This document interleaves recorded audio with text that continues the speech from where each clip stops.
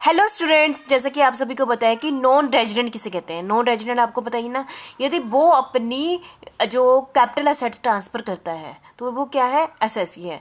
तो उस केस में हमने कैपिटल गेन कैसे निकालना है, ठीक है।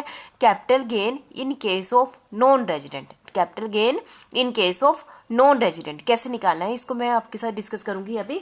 ये कौन से सेक्शन के अंडर है, सेक्शन 48 प्रोविजो 1, सेक्शन 48 प्रोविजो 1, ठीक है। Capital gain in case of non resident section 48 proviso 1 में है। मतलब ये प्रोविजो इज एप्लीकेबल टू, किस पर लागू होता है, सिर्फ non resident only, non resident only पर लागू होता है। एक्वायर्ड उसने क्या लिए हैं, इस नॉन रेजिडेंट ने शेयर लिए हैं, डिवेंचर लिए ऑफ इंडियन कंपनी, कि इस नॉन रेजिडेंट ने कौन से शेयर लिए हैं, इंडियन कंपनी के शेयर और डिवेंचर लिए हैं। यूजिंग, जब उसने ये शेयर और डिवेंचर लिए थे ना इंडियन कंपनी के, तो उसने फॉरेन करेंसी में पेमेंट की थी, किसमें की थी, यूजिंग फॉरेन करेंसी यूज़ की थी। ये बड़े ध्यान की बात है, ठीक है। और द असेट्स में भी शॉर्ट टर्म और लॉन्ग टर्म असेट्स क्या हो सकती हैं, यहाँ पे थोड़ा टाइमिंग मिस्टेक, शॉर्ट टर्म भी हो सकती है और लॉन्ग टर्म, दोनों पर लागू होती है। तो आपने इस स्लाइड से क्या सीखा अभी तक, ये हम किसकी बात करें, नॉन रेजिडेंट जिसने इंडियन कंपनी के शेयर और डिवेंचर लिए हैं और उसने उसकी पेमेंट किस रूप में की हुई है, फॉरेन करेंसी के रूप में की हुई है। और ये वाला प्रोविजन किस पर लागू होता है, नॉन रेजिडेंट पर लागू होता है। और ये शॉर्ट टर्म भी हो सकते हैं एसेट्स और लॉन्ग टर्म भी हो सकते हैं, ठीक है। कैपिटल गेन दोनों ही टाइप का हो सकता है, ठीक है। तो उसके कंप्यूटेशन से रिलेटेड हमने, आपको पता है कैसे कंप्यूटेशन निकालते हैं। तो आपको पता है कि जो वैल्यू हमें मिलती है उसमें से कॉस्ट ऑफ एक्विजिशन माइनस कर दो, एक्सपेंडिचर माइनस कर दो, वो कैपिटल गेन आ गया, ठीक है। ये इस केस में भी ऐसा ही है, लेकिन कुछ बातों को आपने ध्यान में रखना है, वो बातें मैं आपके साथ डिस्कस करने लगी हूँ। Capital gain in computing in same currency in which share were acquired, ठीक है। कैपिटल गेन हमने उसी रूप में ही कंप्यूट करना है जिस रूप में उसने शेयर लिए हैं, जिस करेंसी में उसने खरीदे हैं। यदि उसने फॉरेन करेंसी में शेयर खरीदे ना या डिवेंचर खरीदे हैं, तो कैपिटल गेन भी उसी करेंसी में हमने कैलकुलेट करना है, ठीक है। तो समझिए, मैं तभी आपको पिछली स्लाइड में बोल रही हूँ कि फॉरेन करेंसी पर जरा ध्यान रखना आपने। सेल कंसिडरेशन क्या हो गया, जो टोटल अमाउंट हमने, जब इस एसएससी ने अपना ये शेयर और डिवेंचर ट्रांसफर किए थे तो उसको जो सेल की थी तो उसको जो अमाउंट मिला उसको कहते हैं सेल कंसिडरेशन। उसको ये किस में मिली है, इंडियन करेंसी में मिली है, लेकिन उसने इसको किस में कन्वर्ट करना है, फॉरेन करेंसी में, क्योंकि उसने खरीदे किस में थे, फॉरेन करेंसी में। Is converted into foreign currency, कैसे कन्वर्ट करेंगे, at average exchange rate on the date of transfer. अब जो आपको पता है ना, गवर्नमेंट के average exchange rate foreign currency के बने होते हैं ना, ऑन द डेट ऑफ, जिस दिन उसने ये अपने, ये एसएससी है नॉन रेजिडेंट, इसने इंडियन कंपनी के शेयर और डिवेंचर क्या कर रहा है, अपने ट्रांसफर कर रहा है, बेच रहा है, जो सेल कंसिडरेशन मिला है।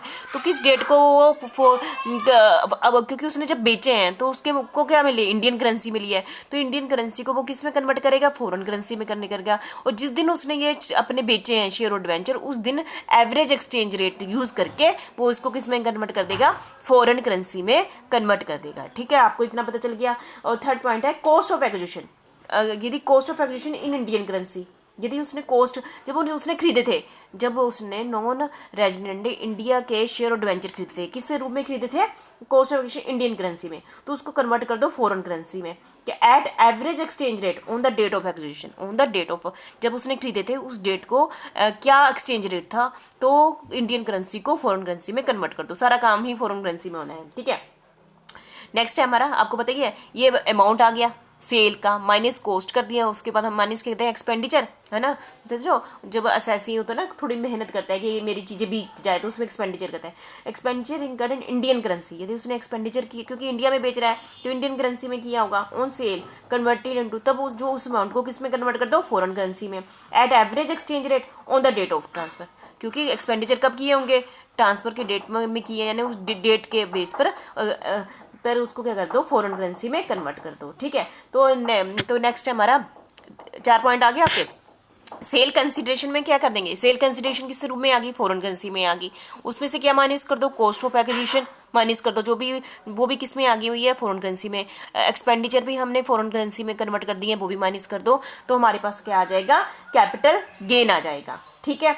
Cost of acquisition of such share और debenture is not to be indexed. देखो, मैंने इंडेक्स यूज़ नहीं किया पीछे, जो कॉस्ट ऑफ एक्विजिशन मतलब जिस रूप में उसने शेयर और डिवेंचर खरीदे थे उनकी इंडेक्सिंग नहीं की जाती है, ठीक है, जो यदि नॉन रेजिडेंट इंडिया में ट्रांसफ़र कर रहा है, सेक्शन 48 आपके को रिवीजन भी हो रही है, ठीक है, इसकी इंडेक्सिंग नहीं होगी, ठीक है। Balance amount is capital gain, balance amount is capital gain आपको पता ही है, विच इज री कन्वर्टेड इनटू इंडियन करेंसी। अब उसको इंडियन करेंसी में कन्वर्ट कर दो, जो बैलेंस कैपिटल गेन को आ गया उसको इंडियन करेंसी में कर दो at buying rate on the date of transfer, on the date of transfer, हो गया काम, ठीक है। अब एवरेज एक्सचेंज रेट क्या होता है, मैंने बार बार आपके पीछे यूज़ कर दिया ना एवरेज एक्सचेंज रेट।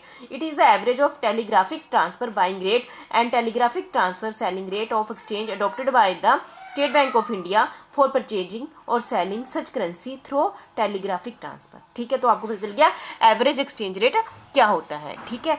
तो ये आपने कर लेना। इस टॉपिक में मैंने आपको क्या कराया कि जब नॉन रेजिडेंट है वो उसने इंडियन कंपनी के क्या लिए हुए हैं, शेयर और डिवेंचर लिए हैं, वो इस डिवेंचर शेयर को बेच रहा है, ठीक है। उस समय कैपिटल गेन कैसे कैलकुलेट करते हैं, तो फॉरेन करेंसी में ही होगा, चाहे कॉस्ट ऑफ एक्विजिशन को भी फॉरेन करेंसी में कन्वर्ट कर देना है और सेल कंसिडरेशन को भी फॉरेन करेंसी में कन्वर्ट कर देना है, एक्सपेंडिचर को भी जो उसको बेचते समय एक्सपेंडिचर किए हैं उसको भी फॉरेन करेंसी में कन्वर्ट कर दो, उनको माइनस कर दो, तो हमारे पास कैपिटल गेन आ जाएगा। जब कैपिटल गेन आ गया उसको इंडियन करेंसी में एंड में कन्वर्ट कर दो। तो इस टाइप से हम कैलकुलेशन करते हैं capital gain in case of non resident. कौन से सेक्शन के अंडर हमने किया, सेक्शन 48 प्रोविजो 1 में किया, ठीक है। थैंक यू वेरी मच, आपने इसको अच्छे से कर लेना।